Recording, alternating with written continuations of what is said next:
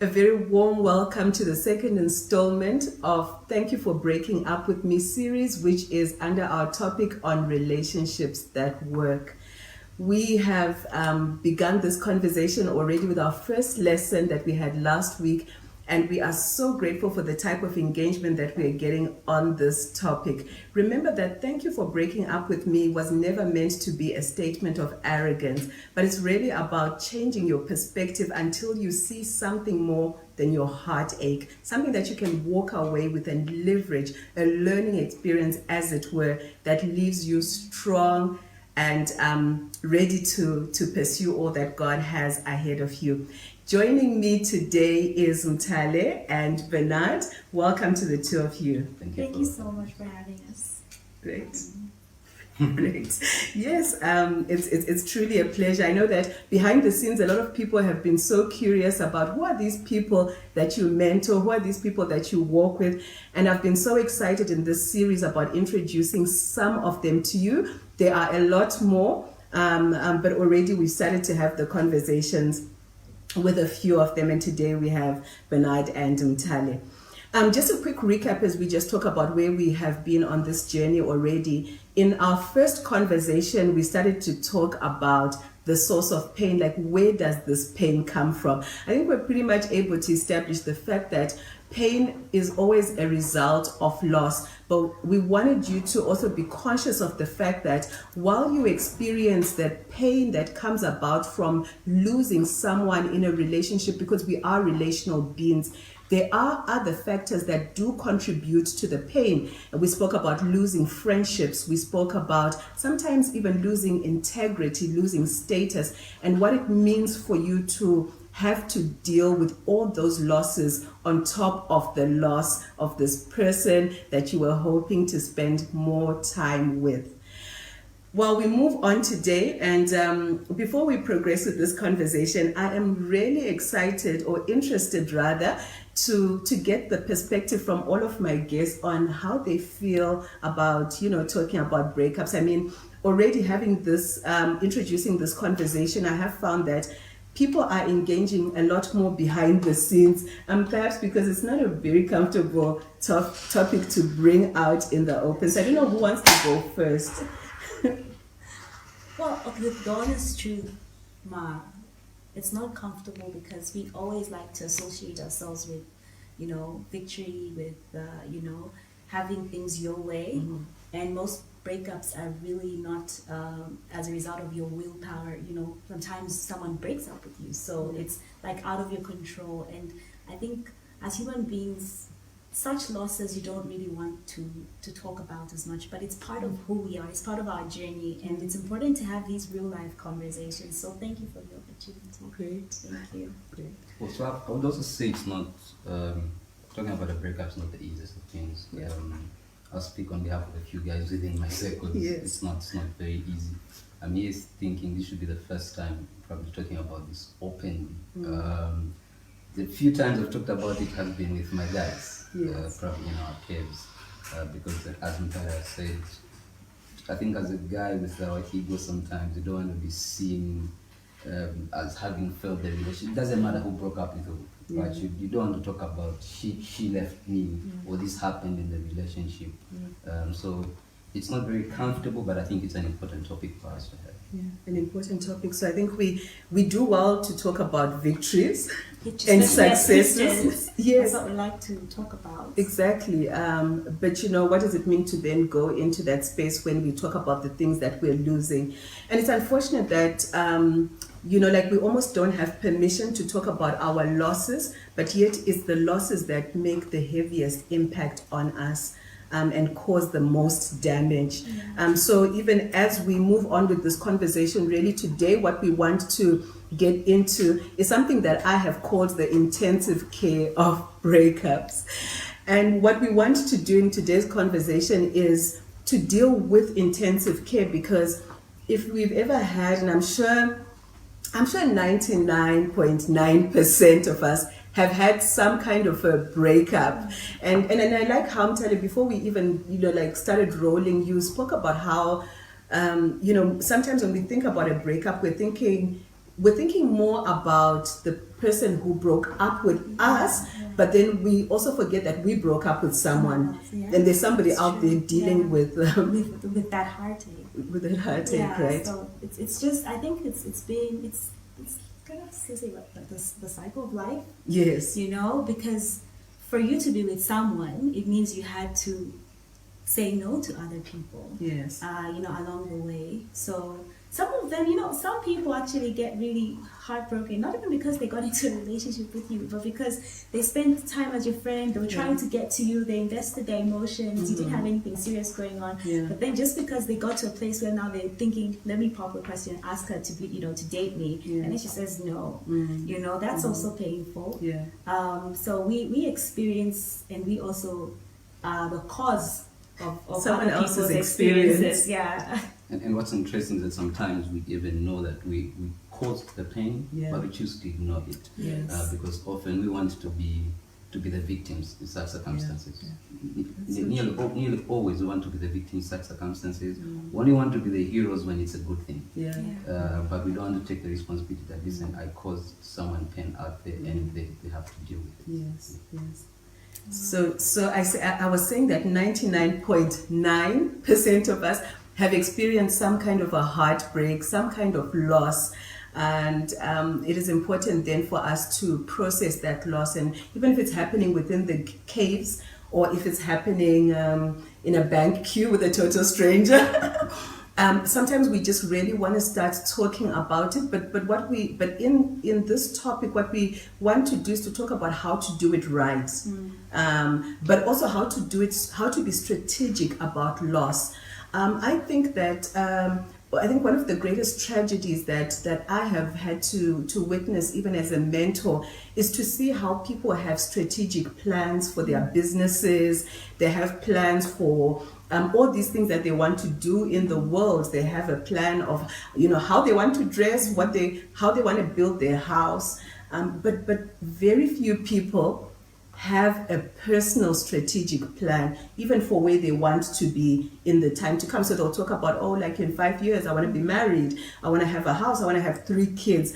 But then what is the strategy in achieving that plan is what's often missing. I mean, believers don't even have a strategy to overcome the enemy's plan. So we go into that victim mentality. So wherever a strategy is missing, there's always going to be some kind of a mentality that sets in, and it's always a victim mentality of like, what hasn't happened for you, or what's not happening for you. So even as we talk about like this intensive care, we want to come up with a strategy. Like, you have to have a strategy for your healing.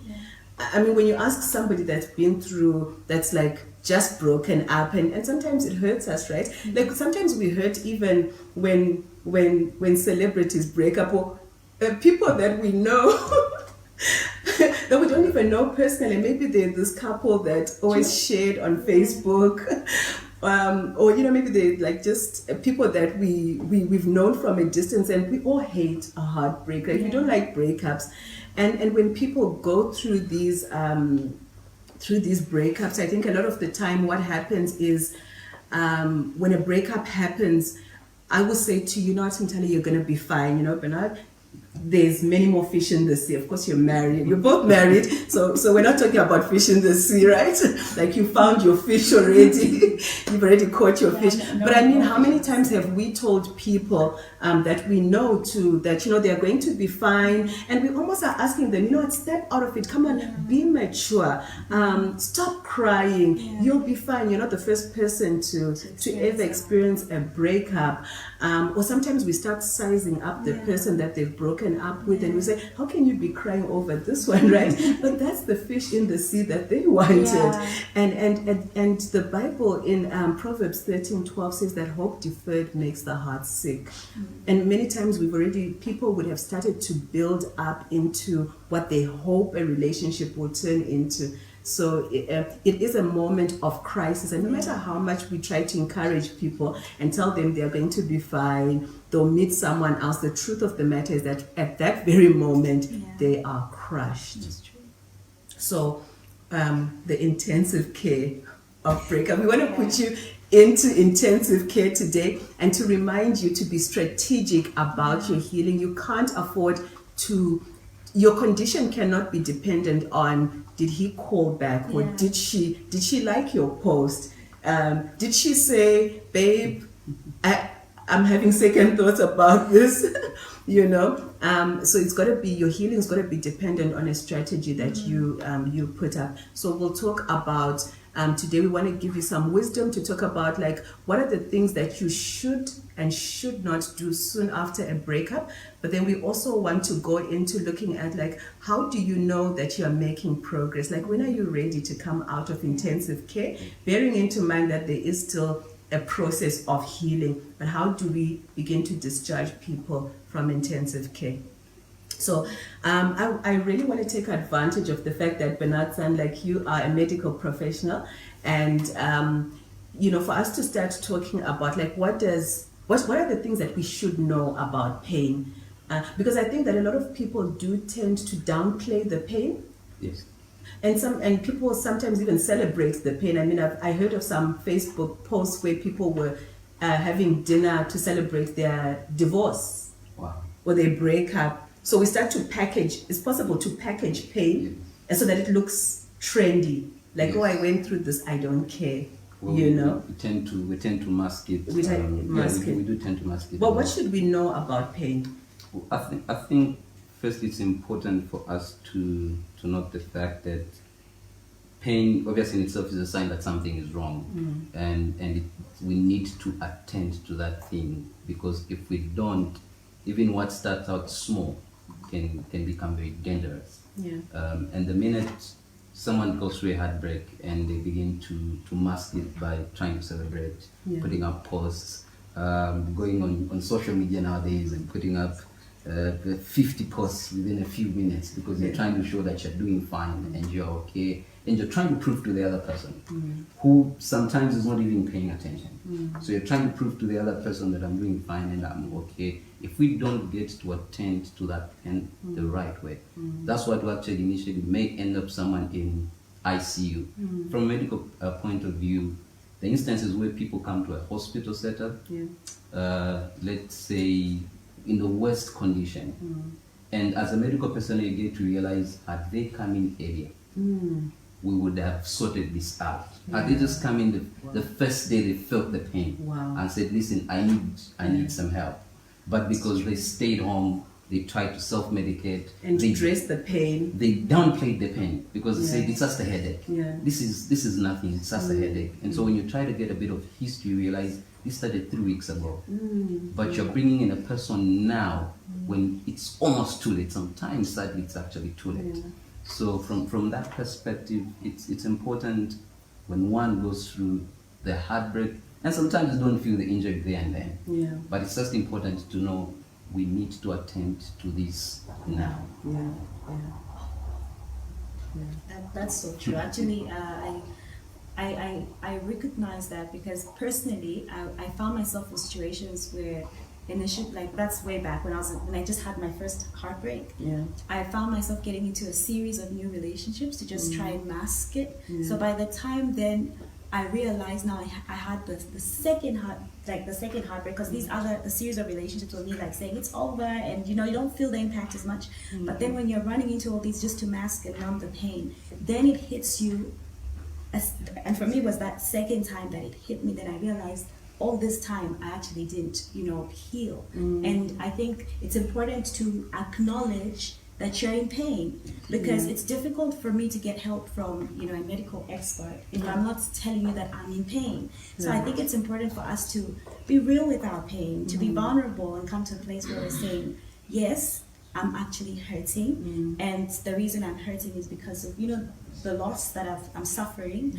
And no one should, I think also we shouldn't tell people how to mourn like for their loss, because sometimes we have these rules, and because of these rules that society sometimes, or just culture, you find that someone thinks they have to go through these steps in order for them to recover, and they numb their pain a whole lot further. So it's important for us to be real, to be vulnerable, and acknowledge I'm in pain, I need help, I need time out, I don't need to get into these relationships, so I can just self-reconcile, it's time for me. Like, intensive care units is like your me time with God. Yeah. Me time with God. And it's also interesting that the pain can actually cause shock. There are people who get into neurogenic shock in a hospital setup Yeah. because the pain was way too much, affected the brain, affected their blood pressure went down. Yeah. And then when they brought, let's say, in an intensive care unit, it's not each and every person needs to attend to them. Yes. And I think that's also something very important people need to know when you go through heartbreak. Yeah. It's not for everyone Yeah. to actually, people might know you're not well, Yeah. but you don't need to give them access because they do not qualify. Wow. So even in an ICU setup, we limit who walks in, Who has who walks access. out, who has access to that person because That's deep. this is critical. So then when I get my heartbreak and put it out on social media and allow the world to have to tell me what must happen, Yeah. I might be talking to people in ICU themselves. Wow. Or people who've Broken never, people. people who've Yeah. never dealt with their pain. So Yeah. they're looking for someone else to join them. Yes. We That's always so say, true, yeah. Join the Society of Women with Broken Hearts. yes, or even men. Yeah, we even always say, men. oh, Men who've been let down by women. so Yeah. then we Because start pain loves calling- company, Yeah. so does misery. Yeah, it Yeah, does. and then the unfortunate thing is sometimes because you're broken, you want someone to fix you. Most oftentimes, you find another broken person, and it just makes it makes everything worse. Yeah. You know, so I think we need to be very careful when we're in that state. We need to be, like you said, it's a strategy, so we have to be deliberate and intentional about where you are and the plan that will get you out of where you are. Yeah. And what's interesting that sometimes we love being the victim in that state. I'm enjoying the attention I'm getting because I'm heartbroken. So I don't want to go to talk to a person who's trying to help me get out of it. Yes. Because yeah. I love this attention right now. Maybe that my partner will see me and say, okay, because of what you're going through, let me take you back. Yeah. So if I heal, they may not come back. Exactly. So let's stay here for as long as we can. I remember when we were in college and a bunch of girls would cry if any one of our friends had a heartbreak, and we'd all get together and just have a crying session. You know, and I think there's something like pain is seductive. Yeah, it's seductive. It likes to draw other people in, and it likes to find a place of settling. But you know, like you both say, that it's gotta be about having the right people attend to us so that we can come out of that pain and we don't get into a more critical place. And like Ntale, how you mentioned the fact that, you know, I think that there is that danger also in getting into a rebound because of the fact that you're looking for something that can maybe still prove to you that, you know what, I can still have a relationship, someone can still love me. And we're so quick to want to kind of have a quick fix to the situations that we face. And when we start to tell people how they should respond to the pain, I mean, I'm giving you my story, what worked for me, but the difference is that we sit like this, the three of us have a whole set of circumstances that govern how we do life, the things that influence us. You know, so I can't give you my medicine, right? You have to have your own prescription as we go through that.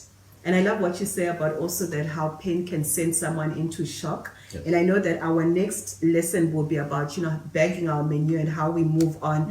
And I just think about how a lot of people move into a next relationship in a state of shock.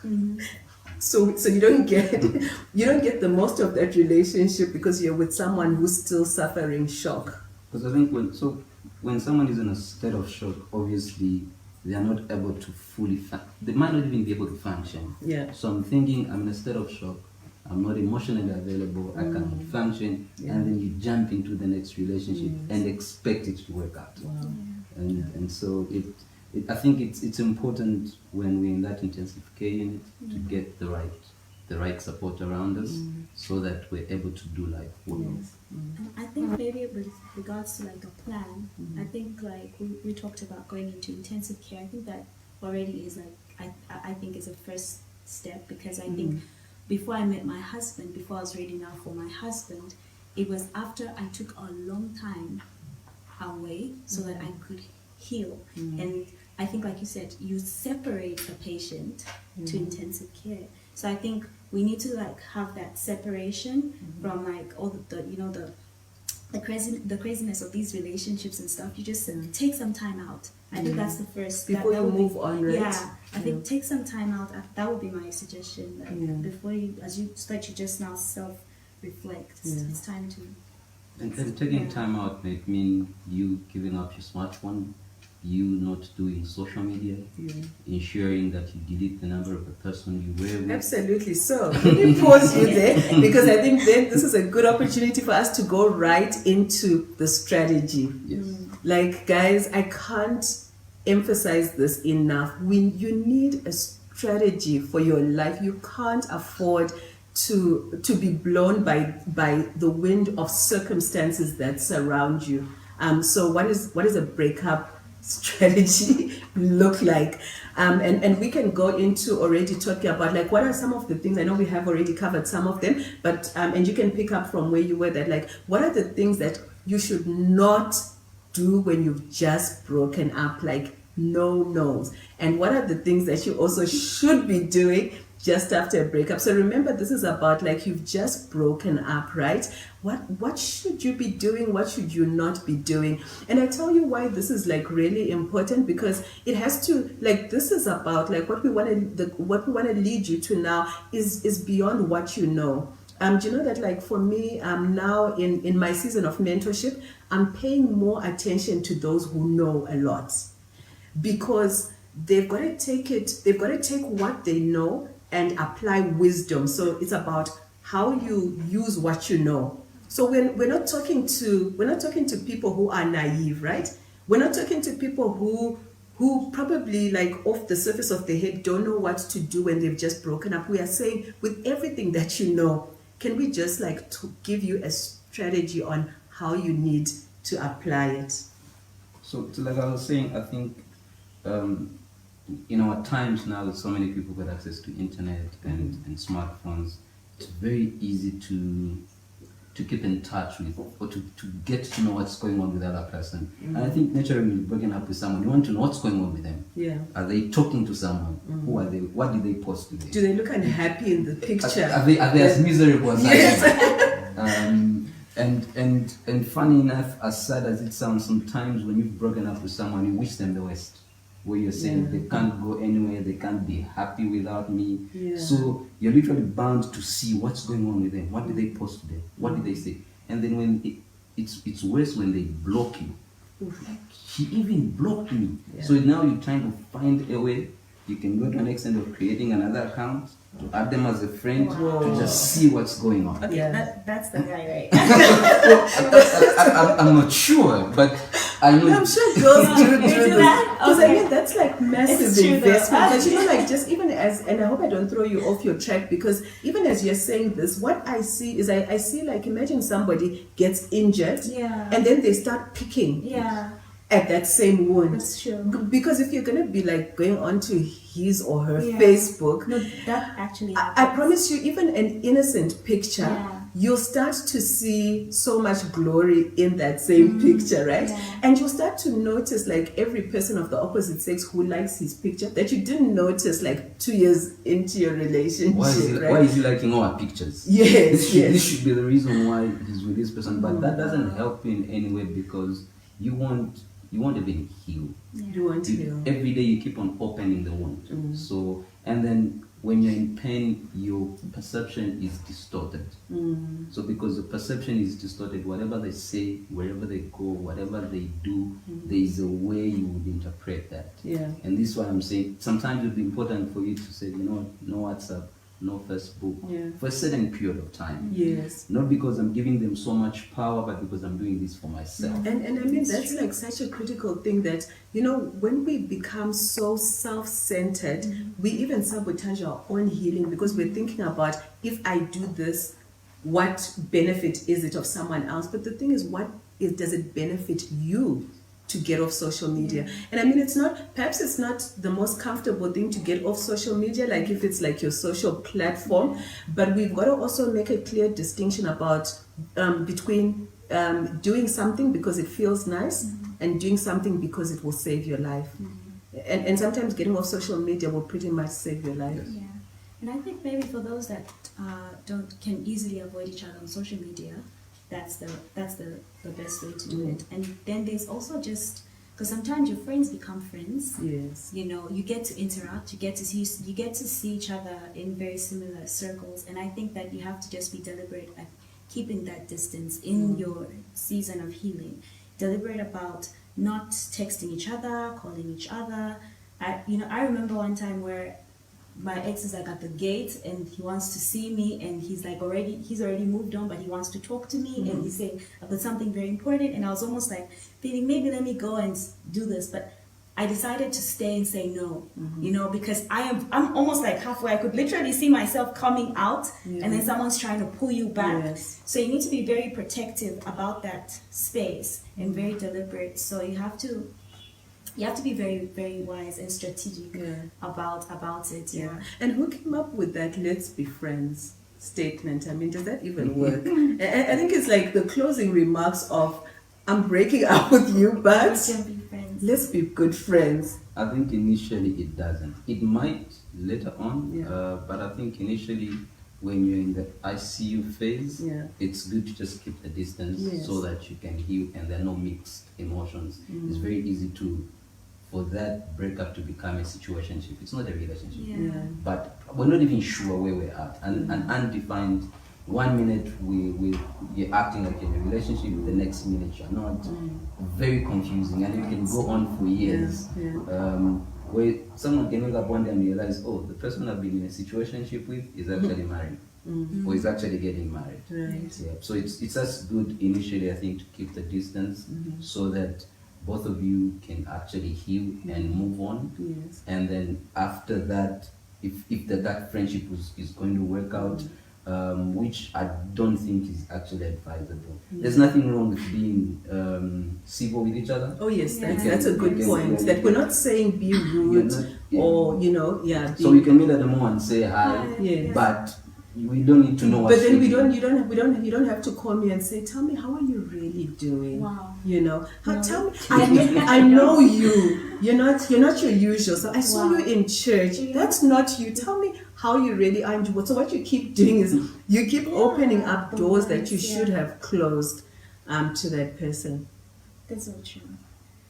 And I think we back to the conversation around moving on. Yeah. The Bible says, and for me, I think the scripture was very strong for me. Like, forget the former things. Yeah. Do not remember the things of old. See, I'm doing a new thing. You can't get into the new thing God has in store if you keep looking back. Yeah. You know, and you know, it's painful, especially just when you experience the breakup and you're assessing and you see what caused you to come to this place, because there are people that have broken up, gotten together, and gotten married. They're there. They're That's people true. that it was just, you know. So it's important for you to understand, like, is this, like, who am I, where am I going? Is this the person I'm supposed to be going? Be very deliberate about your purpose. And so that breakup, you know, is it something that's are we possibly getting back together or not? And once you establish that I need to come out, there's something God is doing that's new, then you just have to be resolute. It's not going to be easy because it's a change, it's a shift. You're used to seeing this person every day. Yeah. It's a shift in your lifestyle. Some people, it's just a shift in how your day goes. Some people date for 7 years or 5 years or 3 years. And then all of a sudden, your mornings are different, your afternoons are different. So you have to accept that, yes, this is different, but I have to also change if I'm going to experience the new thing that God has in store. Yeah, it's not easy. It's hard. Yeah, it is. It's hard, and that's why we're saying that, you know, like, be deliberate about creating an environment that enables you to go past that initial shock, that pain. So, like you spoke about how that intensive care unit is a place that is highly resourced with specialists. So you're talking to the right people. But it's also a sanitized environment. So you're watching, like I'm telling you, say that you've got to stand on scripture, right? And you've got to get into worship. So at the last time we had this conversation, our first conversation, we were just kind of like laughing about how people have all this playlist of breakup songs that feed and medicate, they pay. And I mean, it also speaks into another characteristic of pain, is that it really loves attention. And it likes to feed itself with the thing that's destroying it, like a hangover, right? But then on the other side of it, I think that it's very important to then make sure that what we feed the pain with is the stuff that will bring it back to restoration. So we've got to be able to find scripture that we can stand on, and that reminds us of how valuable we are. We need to get into worship that so that we can remember that God is with us and that He's close to the brokenhearted, that He binds up our wounds. And you can actually go to God and say, Lord, here's the wound is right here. You know, my heart feels empty, my heart feels broken. And then you can start to see God come to that place where He brings the healing and restoration. Because I love what you said, Tali, that, you know what, it's not that every breakup results in complete separation. In fact, interestingly enough, Fungisa, Mrs. M, who we had in our first discussion, we're having a conversation off camera, and she was just telling me about how her and her husband had spoke about how married people break up so many times in their marriage, right? Like they break up and they're still under the same roof, and they get back together after a few hours. So all these, breakups are always happening. But then I think it's like, what are we going to do during that time of intensive pain that's going to determine how we get back? So if you think about like married people breaking up like 3 times a month, how do they then re-engage as a couple? Are they re-engaging with like issues like, now I don't trust you, like now I won't forgive you, this is what you did in our last breakup? Yeah, I think I always like to look at a story also from my experience, because I feel like it's more relatable with me. And I think for me, when I took time off and I was in, like, I don't know, maybe it's the pain that just took me to a place in God that I think I had never gone.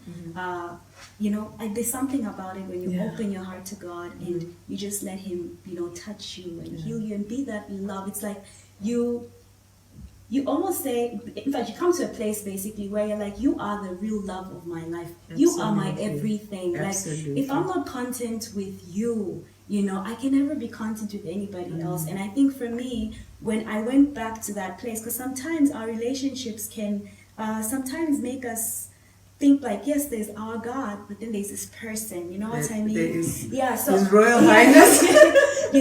And then so I think it just took me to that place where I gave Him back His place, to the extent where I would not allow, look, He was broken for our transgressions. Yes. He went through that pain so that we don't have to go through that pain because of a human being. Yeah. So I was coming into that place and just surrendering my heart and just making Him that love of my life. Yeah. And I decided, even when I met my husband, and that's one thing that attracted me so much to him, because he reminded me of how much Christ loves me and pursued me and is there for me. So it was one of those things where for me it was a defining moment even in my relationship with God, in that pain. So I encourage people to just get back to your source, get back to the personification of love. Yes. Get back to Him, and that's a good place to find healing.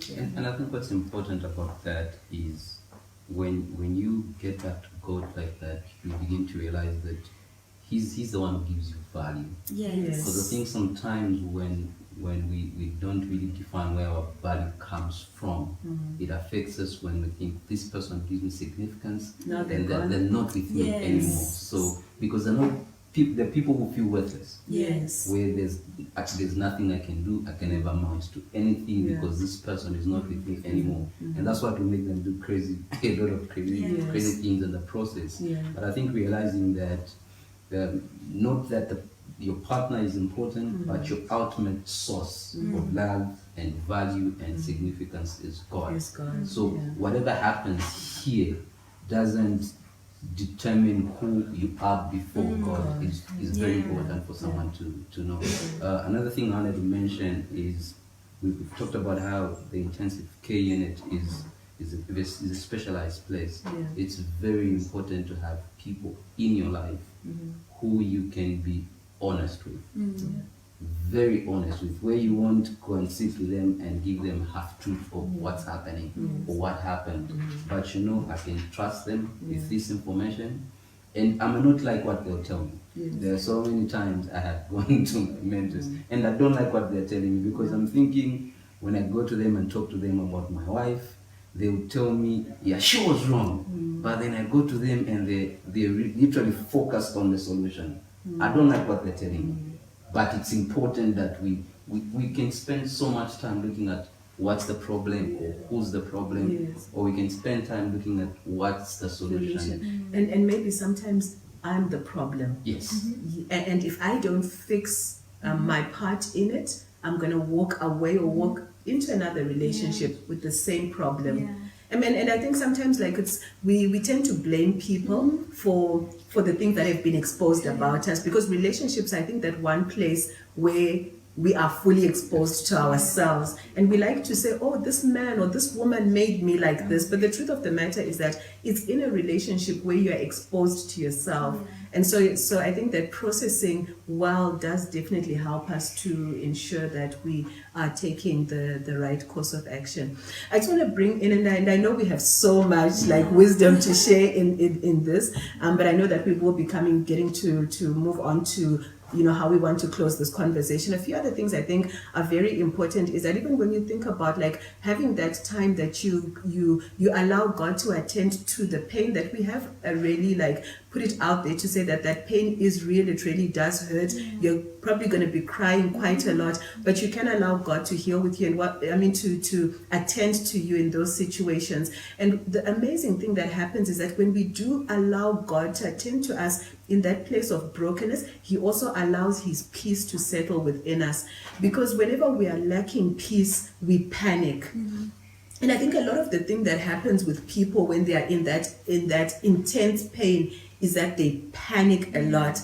If you haven't watched the first lesson, you got to go listen to Mrs. M. Fungisai's story about how she shatters this entire French door, and it's what pain can do. Yes, it can allow you, or how Dario goes on this jogging spree for months because he's basically really wanting to cope with it, but in a state of panic. So a lot of things go wrong when we panic. So what did you do after your breakup? Did you go break his car? Did you maybe have a conversation with the person he's moved on with that you're going to regret for years, right? Or for some months to come. So we often mess up when we are in a state of panic. But what fellowship with God does is that it brings us into a state of peace. Yeah. So like we want to move on to like, how do we know that we are okay? When are we ready to be discharged and continue our healing process? Because I think even as we're talking about like the strategy for that intense pain and dealing with that just that critical stage, we are not saying that you're out of intensive care, you're good to go. But we're basically saying that you can now continue with your healing process. So maybe you can now start going onto social media. But like, what are some of the indicators? Like, what are you checking for? You're back on social media. How do you know that you're doing better? Because I think it's also possible. Like, what happens if you go back on social media and you find like this guy who like you already told the whole world that he's such a bad guy, or this woman is just, she's not as good as she looks, she's not as kind as she looks, and then you find that person doing well. What does that do to you? Because it's also possible to sabotage salvation, someone's salvation, and you're working against God's agenda. He came to seek and save the lost, and you're thinking this person mustn't be saved because I want them to look as bad as I said they are. So like, what are some of the indicators that we need to be looking out for?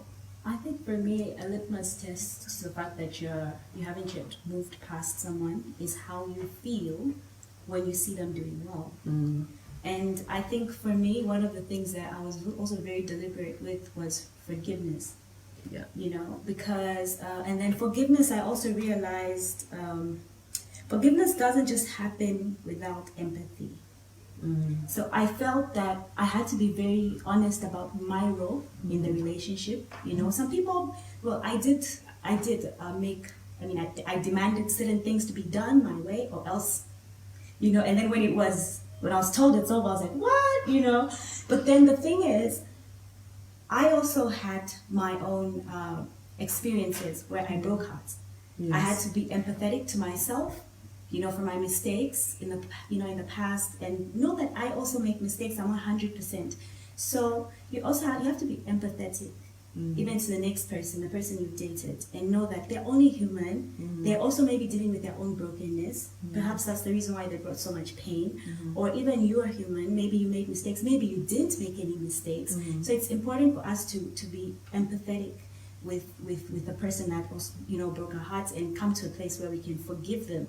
And then I went an extra mile, and this helped me a great deal. And I feel like for me, that's where I got my break.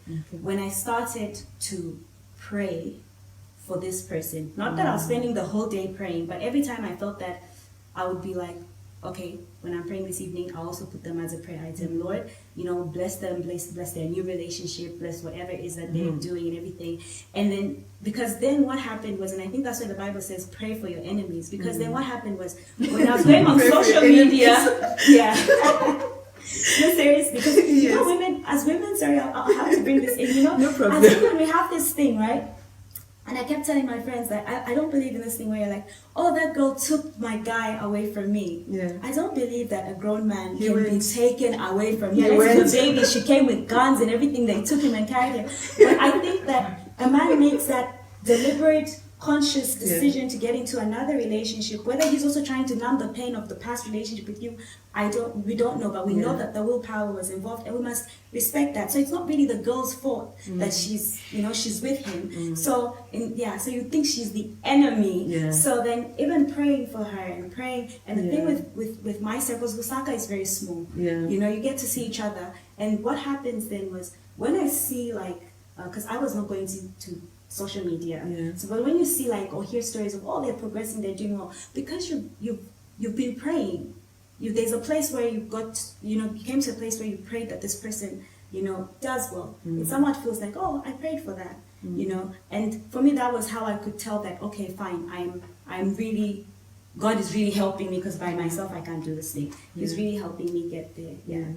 And I think another important thing also about obedience is that you don't wait to feel like obeying.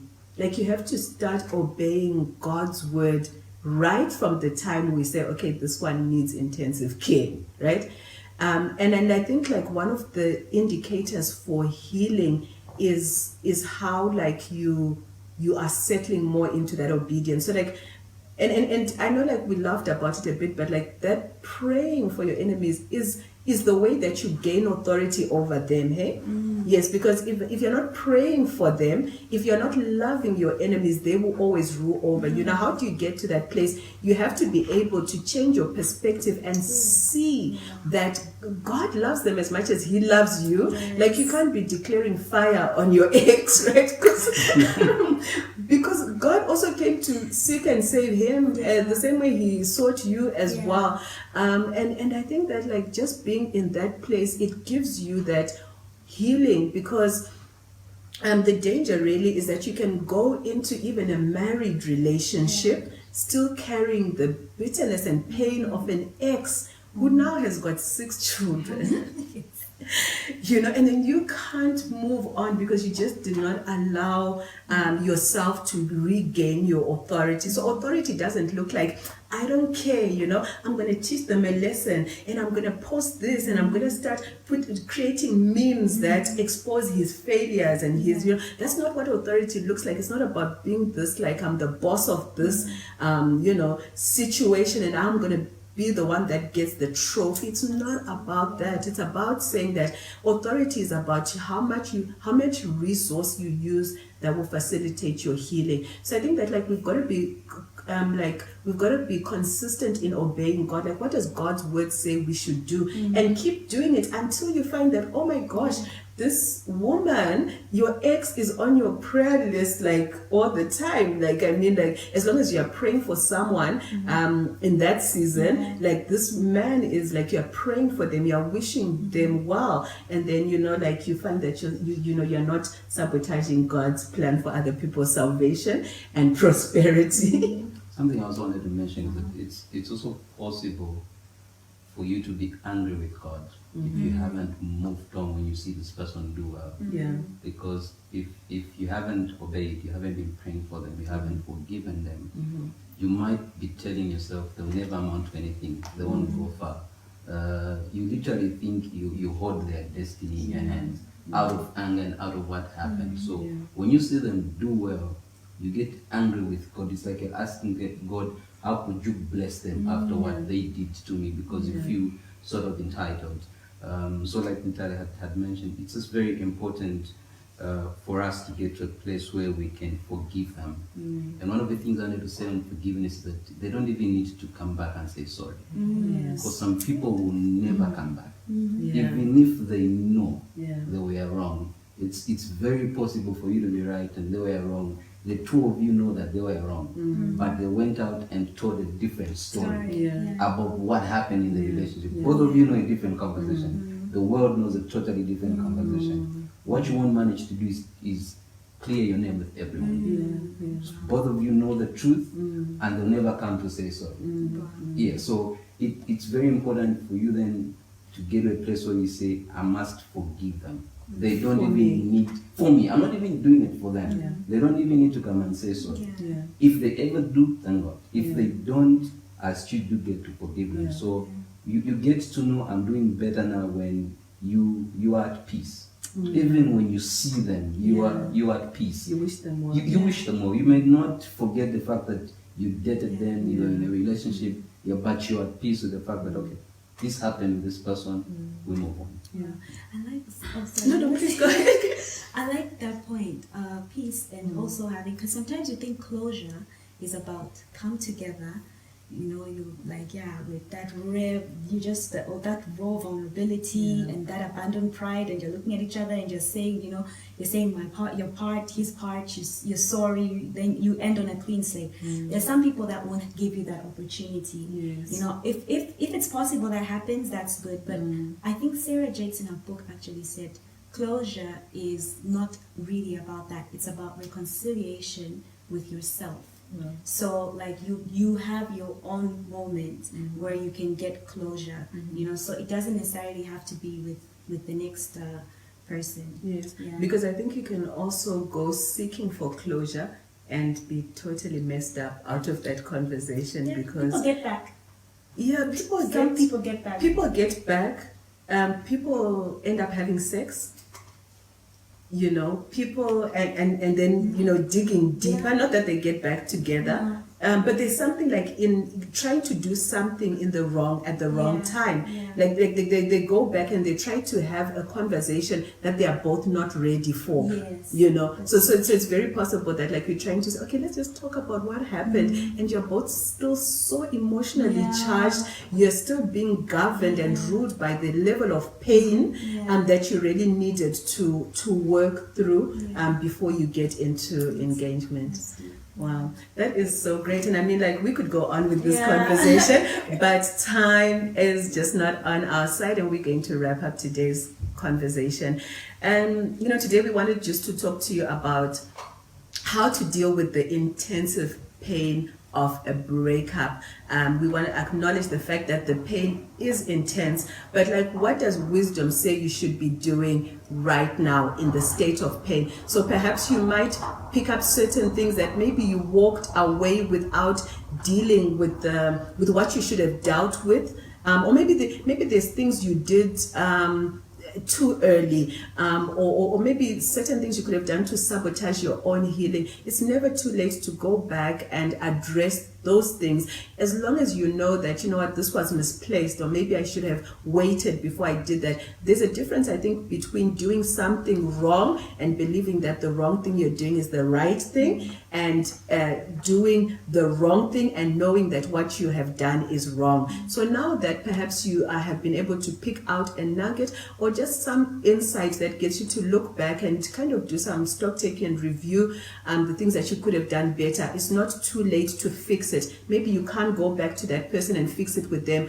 but like Mtali said, it's about fixing it with yourself. Like Bernard said, it has to be about you. Forgiveness is a personal issue that allows you to walk away free. If there has been anything in our conversation today that has really stood out for you, or something that you want to take ownership of, why don't you go into our comment box below and drop in your reflections of the things that you've been able to learn, things that you're taking away with you you today. Before we call it a day, I want to give Bernard and Mtali an opportunity to just kind of speak to you. Like that big brother, big sister advice, like what would be that one thing that you feel you'd want the viewers to walk away with today from this conversation? So probably what I would say is that it's all right to feel the pain. I think people we should normalize the fact that when you break up, you feel the pain and it's okay. It doesn't make you less of a person. I think mainly I'm speaking to the guys because we really try to mask it. It's okay to feel the pain. But other than that, ensure that you have people in your life who you can talk to. Find someone. I know there might be very few, but find a big brother figure, find a father figure, find a safe place you can go to and cry.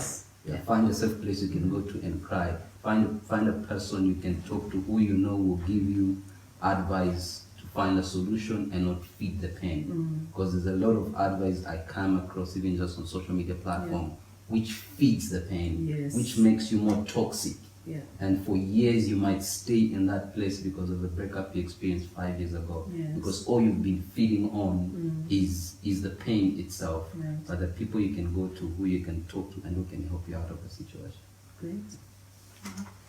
I think Thank You For Breaking Up With Me, for me, is a powerful platform, and even just having the conversation.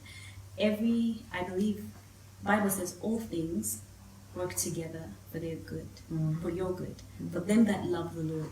You know, if you love the Lord, whatever it is you're going through will work together for your good. And it's important to recognize we're on earth for God. We're here to do God's purpose.